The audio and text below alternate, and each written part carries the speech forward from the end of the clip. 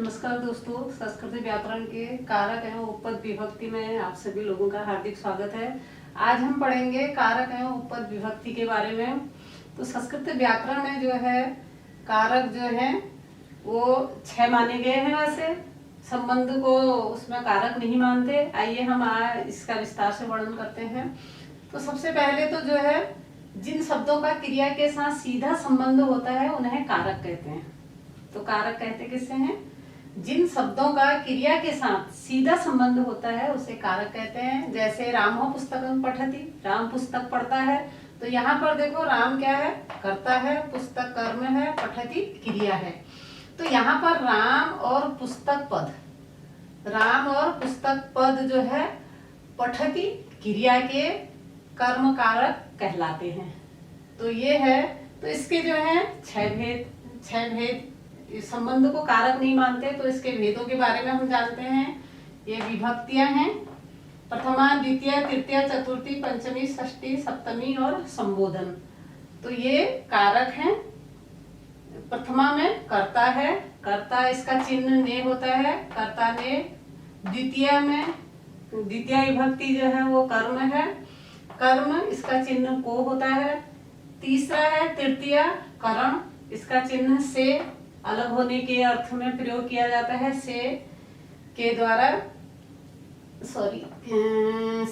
द्वारा जिसकी सहायता से हम कोई कार्य करते हैं।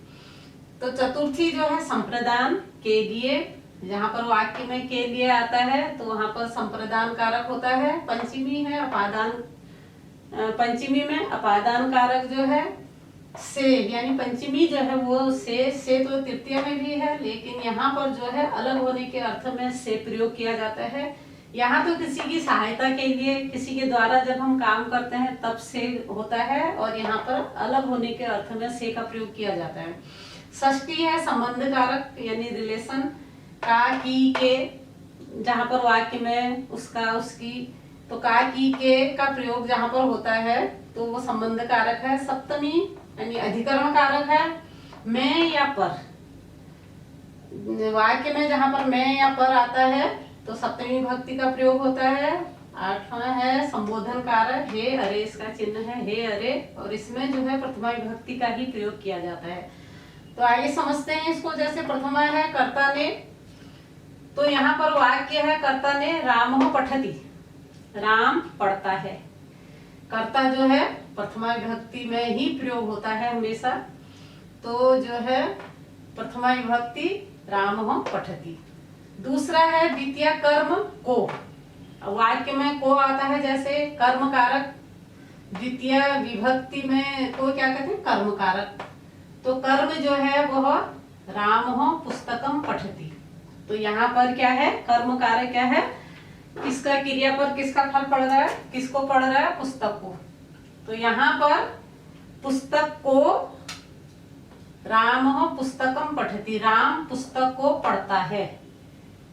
पुस्तक को यानी अम आया है, द्वितीय ती प्रथमा विभक्ति है, अम पुस्तकं पठति। जहाँ पर अम या पुस्तकम आता है तो वहां पर को आएगा। अम जो है वह द्वितीय विभक्ति का चिन्ह है। तो कर्म कारक रामः पुस्तकं पठति, राम पुस्तक को पढ़ता है। अब तीसरा है तृतीय विभक्ति, तृतीय विभक्ति करण, यानी से द्वारा, जिसकी सहायता से हम कोई कार्य करते हैं। तो तृतीय जो है करण कारक, इसका उदाहरण ये है रामः कलमेन लिखति, राम कलम से लिखता है या कलम के द्वारा लिखता है।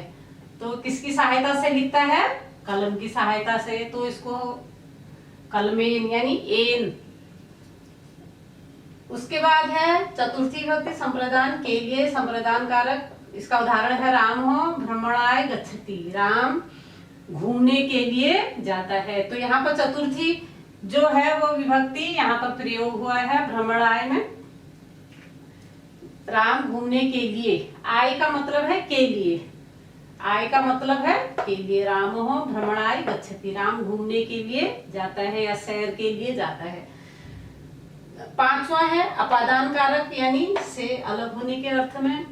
अपादान कारक रामः अश्वात् पतति, राम घोड़े से गिरता है।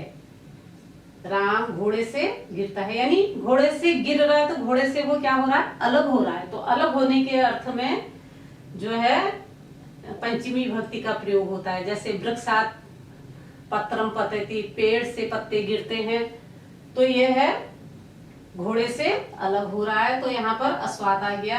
उसके बाद है षष्ठी विभक्ति, संबंध का की के, यानी रिलेशन, संबंध को जो दर्शाता है। रामो श्यामस्य भ्राता अस्ति, राम श्याम का भाई है, राम श्याम का भाई। अस्य, अस्य अयुआ नाम, जो इसके रूप चलते हैं, अस्य का मतलब का। सातवां है अधिकरण, सप्तमी विभक्ति है, अधिकरण कारक मैं पर, वाक्य में जहां पर मैं या पर आता है तो वहां पर अधिकरण कारक होता है। तो ये है रामो ग्रामे वसति, राम गांव में रहता है। इसके रूप चलते हैं एयो एसु, ए तो राम एक है तो ग्रामे, गांव में बसता है।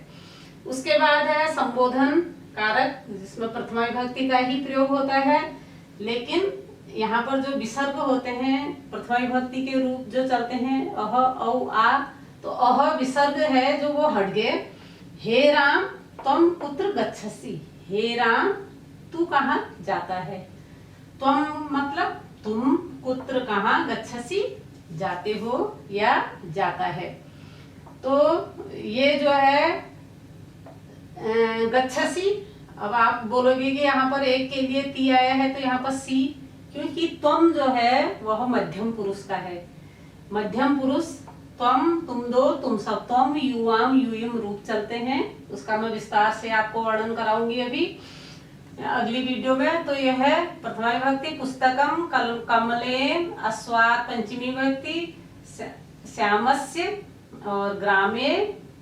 तो ये हैं कर्ता कारक। ये चिन्ह जो हैं वाक्य बनाने के लिए, संस्कृत अनुवाद के लिए बहुत जरूरी हैं। इसको आप उतार लें, याद कर लें, बहुत ही इंपॉर्टेंट है। बिना इसके आप जो है अनुवाद नहीं कर सकते हो, वाक्य प्रयोग नहीं कर सकते हो।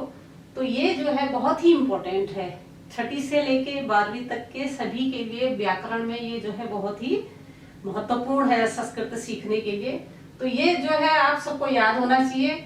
अगली वीडियो में आपको जो है इसके रूप लिखाऊंगी, पूरे जो इसके रूप हैं। एक वचन जैसे राम ने, एक राम ने, दो राम ने, बहुतों ने, एक ने, दो ने, बहुतों ने, एक को, दो को, बहुतों को, से, एक से, दो से, मतलब जो इसके रूप चलते हैं एक वचन, द्विवचन, बहुवचन, क्योंकि संस्कृत में 3 वचन होते हैं, एक वचन, द्विवचन, बहुवचन। तो उसके जो रूप, पूरे रूप हैं, अगली वीडियो में उसके लिखाऊंगी, वो आप उतार लेना, याद कर लेना, क्योंकि एक रूप के द्वारा आप जो है बहुत सारे रूप, अकारांत, पुल्लिंग के सारे रूप आपको याद हो जाएंगे।